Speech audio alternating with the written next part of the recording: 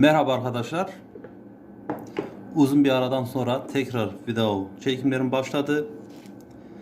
Bu videomda sizlere mouse'umuzun tuşları tutmuyorsa ya da tek tıklamamız gerekirken çift tıklıyorsa, yani arızaysa nasıl değişiriz onu göstermeye çalışacağım. Mouse kaliteli değilse, basit bir şeyse buna değmiyor zaten. Ancak biraz pahalı, kaliteli bir şeyse bu işlem yapmanız iyi olur. Ee, Öncelikle mouse'umuzu açalım. Mouse'un altında şöyle vidalar var.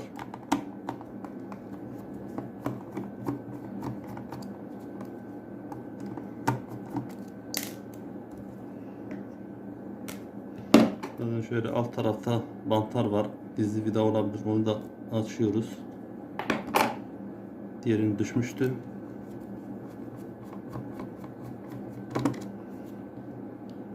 Açtık bunu da.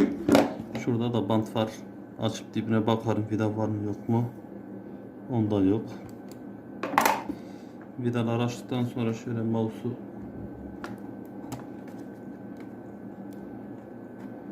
ikiye ayırıyoruz.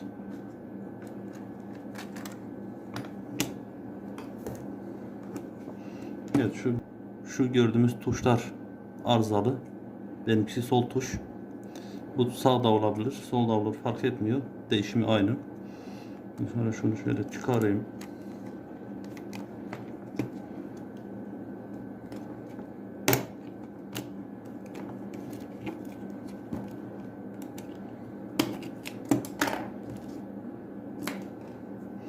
Bu tuşu temin etmek, ben şöyle bir eski mouse'tan söktüm. Optik'e giden bir tuş mouse'tu. Onun tuşunu kopardım. O tuşu arızalı olan sol tuşumla değiştireceğim. Bunu da çıkaralım.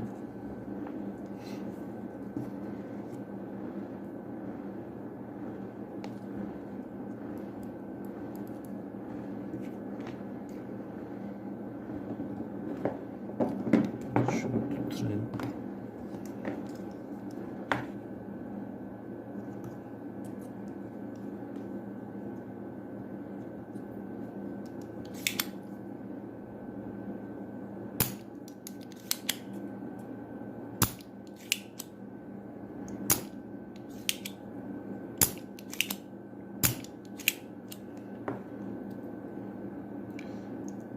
Sıcak lehim.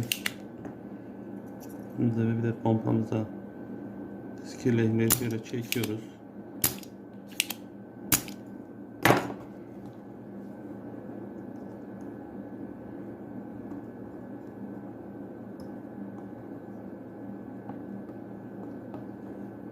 Bu bozuk olan. Yeni tuşu rahat oturtma için şu lehimleri de boşaltıyorum yuvadan.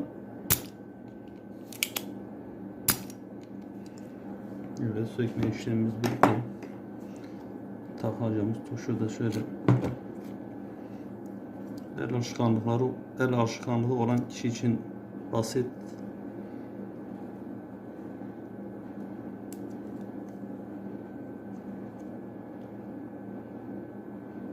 Şöyle oturttum.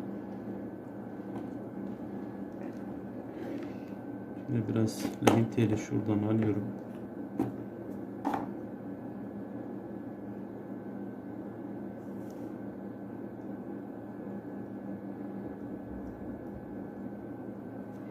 Dediğim gibi el alışkanlığı olan için basit, bir de malzemesi olan için. Ancak el alışkanlığı ve malzemesi olmayanın zaten ucuz mouse'a değmiyor. Kaliteli mouse'u varsa şu tuşu temin edebiliyorsa evde uygulayabileceği bir tamirat bu.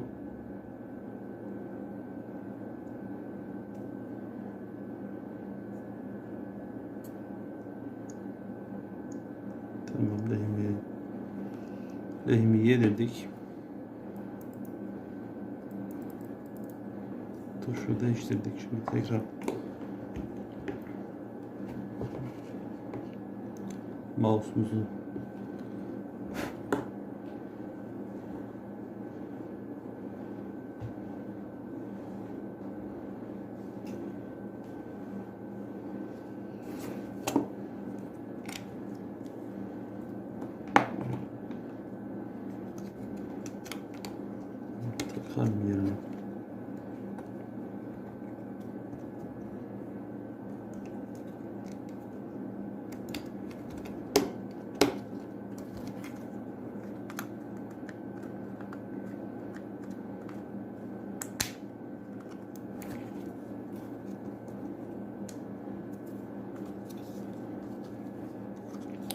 Şunu önce şu tırnaklar şuraya gelecek şekilde ön tarafını takıyoruz.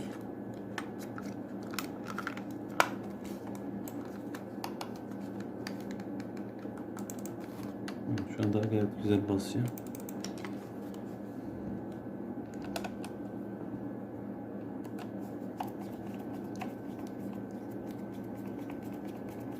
Çıkardığımız vidaları da yerine takıyoruz. Mouse'umuzun tuşu tutmuyorsa ya da tek tıkladığımızda çift tıkladığımızda tek dengesiz oluyorsa, hiç tutmuyorsa bu şekilde değiştirebiliyoruz. Dediğim gibi ucuz mouse'a zaten hiç bu uğraşa değmiyor.